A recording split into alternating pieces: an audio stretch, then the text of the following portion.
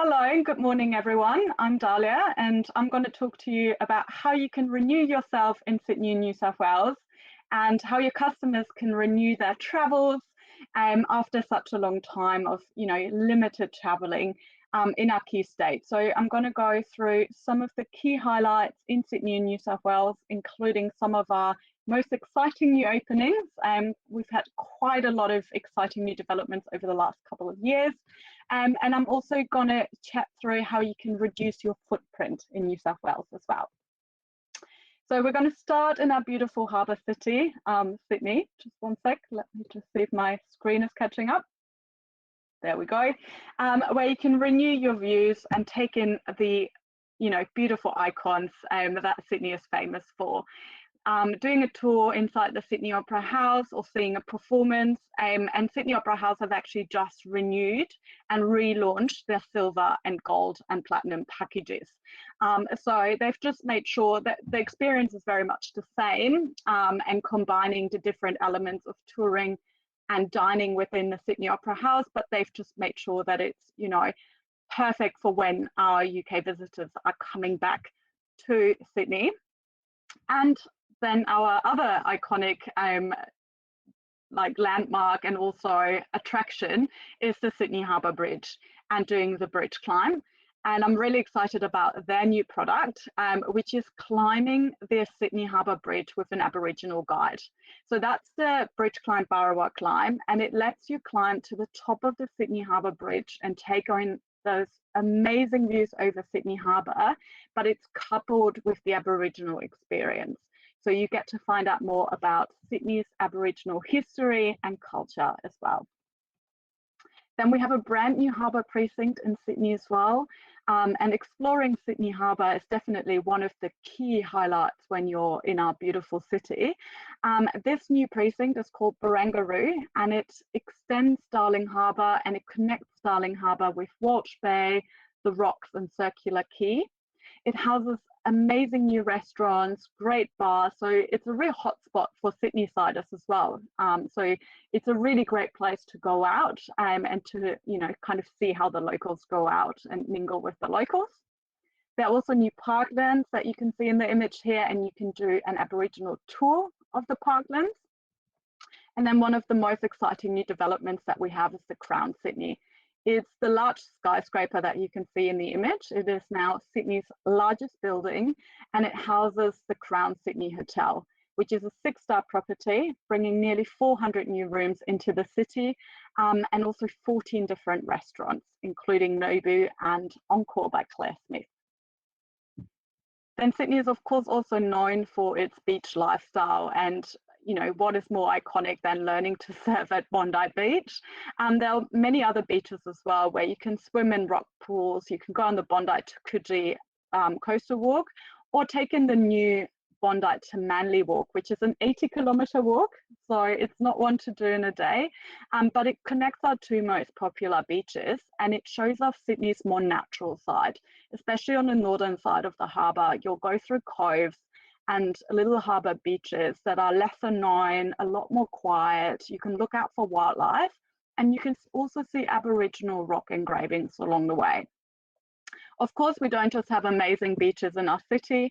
You can also find spectacular beaches up and down the coast, whether you're travelling along the legendary Pacific coast from Sydney to Byron Bay, or heading south from Sydney to the south coast, or maybe all the way to Melbourne.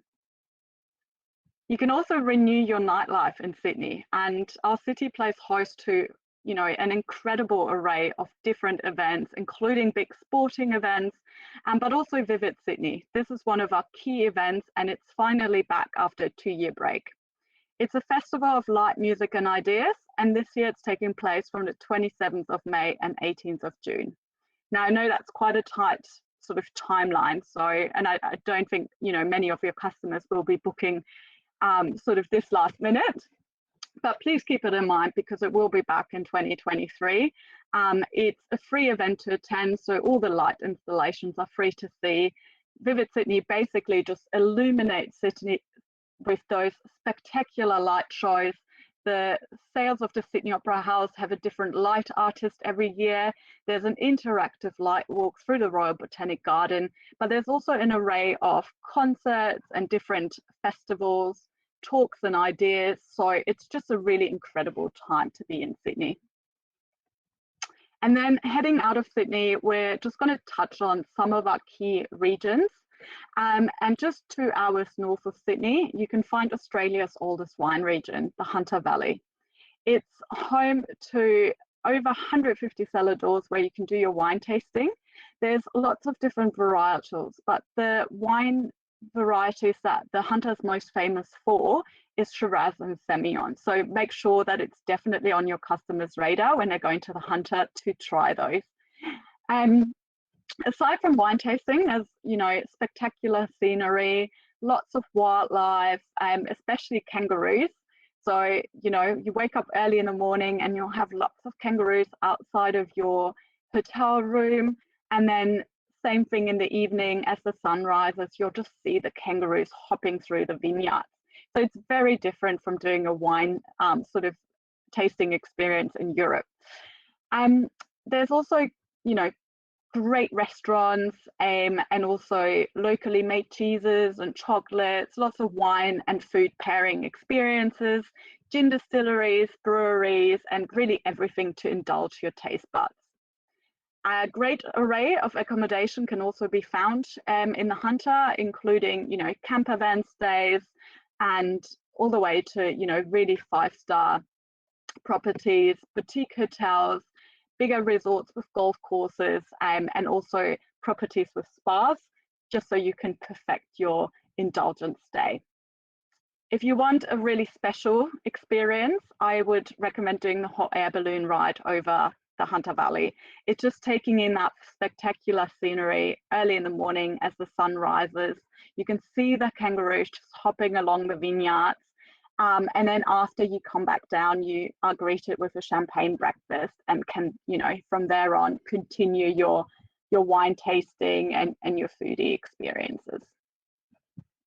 Heading further north, and this is going north along the coast, it's about a 2.5-hour drive from Sydney or about a 1.5-hour drive from the Hunter Valley. You'll find yourself in Port Stephens. It's a beautiful coastal area with 26 different bays and beaches. It's also the dolphin capital of Australia, so you can see dolphins in the bay year round. And if you're visiting from May to November, you can also look out for humpback whales.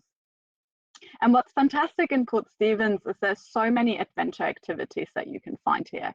And one that I'm really excited about is the Aboriginal quad bike adventure with Sand Dune Adventure Tours, taking you to the Stockton sand dunes to experience Australia's largest moving sand dunes, take in the scenery, but also get that Aboriginal element and learn about the Aboriginal history and culture of this particular area. Then there's wildlife all over New South Wales, but a really special spot for spotting kangaroos in the wild is along the Coffs Coast at a place called Emerald Beach. So if you're driving from Port Macquarie to Coffs Harbour, make sure, or if your customers are driving, make sure they stop at Emerald Beach. It's a beautiful surf beach, but it's most known for having the locals, as in the kangaroos, grazing just by the beach every day. So it's a really fantastic and easy spot to see kangaroos in the wild. And then Byron Bay, I mean, it's probably, you know, quite you might be quite familiar with Byron Bay. It's probably our most well-known coastal town and sort of surfer town. It's got a really bohemian sort of hippie background, but it's, you know, been really popular over the last few years with Sydney-siders as well. So all of New South Wales flocked to Byron Bay when they weren't ever able to travel overseas and were able to explore their own backyard. There's just something really special about Byron Bay. It's a fantastic coastal town with, you know, surf beaches. You can do yoga on the beach, and it's got a really unique vibe. It's all about staying independent in Byron Bay, so not letting too many chains into the high streets, shopping locally, locally made, you know, arts and crafts, small boutiques, and a real focus on organic and healthy food as well. You can also catch the sunrise at Byron Bay because it is the most easterly point on Australia's mainland. So it's the first spot to see the sun in the morning, and you just get these magical views from Cape Byron headland.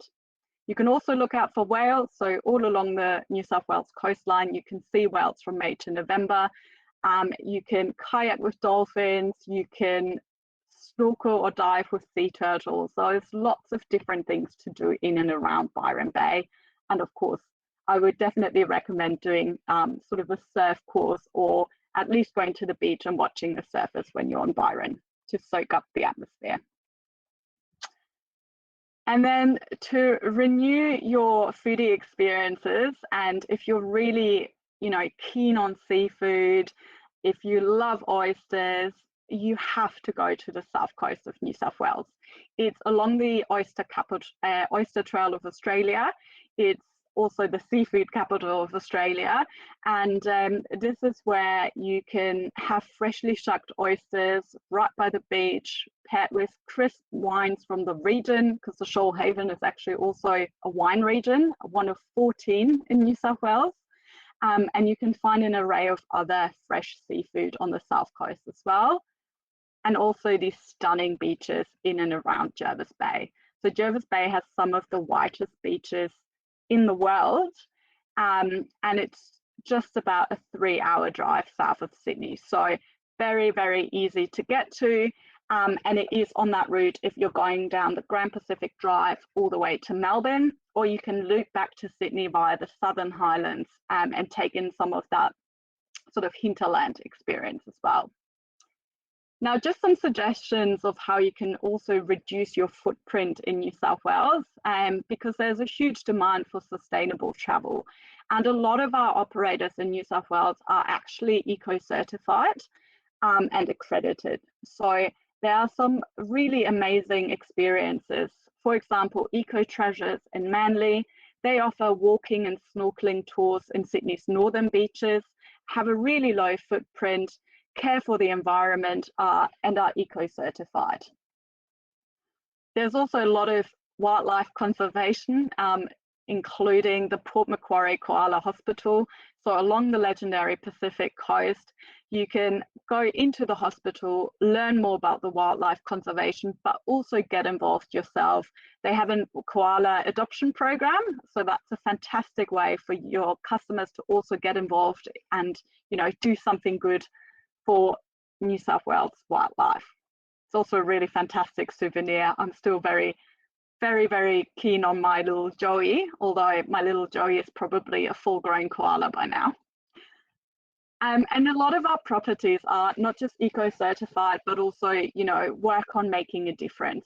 The Emirates one and only Walgan Valley in Blue Mountains is set on 7,000 acres of bushland, and there's lots of wildlife on the property. And they really focus on, you know, sourcing everything locally, working with local suppliers, working with, you know, having locally sourced hand creams and everything. So it's not just about the food, it's really every element of the property is looking at what they can do to reduce sort of their waste. And the good thing is the Emirates one and only Walgan Valley also have a conservation program that the customers can get involved in. So we, for example, when we went there, planted trees, but it changes depending on what the sort of need is on the property at the time, but your customers can definitely get involved. Crystal Brook is another collection that's really focused on what they call responsible luxury. Set in the Byron Bay rainforest, they are working on making their property 100% plastic free.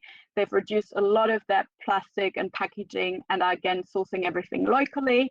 They even have a herb garden on the property to make sure that, you know, everything is fresh, but also they know where it comes from and they know that it's organic. So yeah, lots of focus on that, and there are also some amazing glamping properties such as Paperbark Camp in Jervis Bay, which again is eco-accredited. It's set within the bushland, and it's all about immersing yourself in nature. It's Australia's first glamping property and really a pioneer in glamping and working with nature. It's located in Jervis Bay, so again, it's really close to those beautiful white beaches and lots of wildlife around as well. And then I know we're on time to finish, so I just want to finish off with the kind of crown jewel when it comes to sustainability, which is Lord Howe Island. Lord Howe Island is a UNESCO World Heritage listed island. The entire island is protected. There are only 400 visitors allowed on Lord Howe Island at any one time, and all the properties, including Capella Lodge that you can see in the image here, work on making sure that they're not damaging the environment at all, especially because there's a lot of endemic wildlife on the island. That's endemic not just to Australia, but native to Lord Howe. And that's all from me today. I hope that gave you a good sort of whistle stop of the key experiences in our state. Please stay in touch with us on our Facebook page, and also you can always email me as well if you have any questions.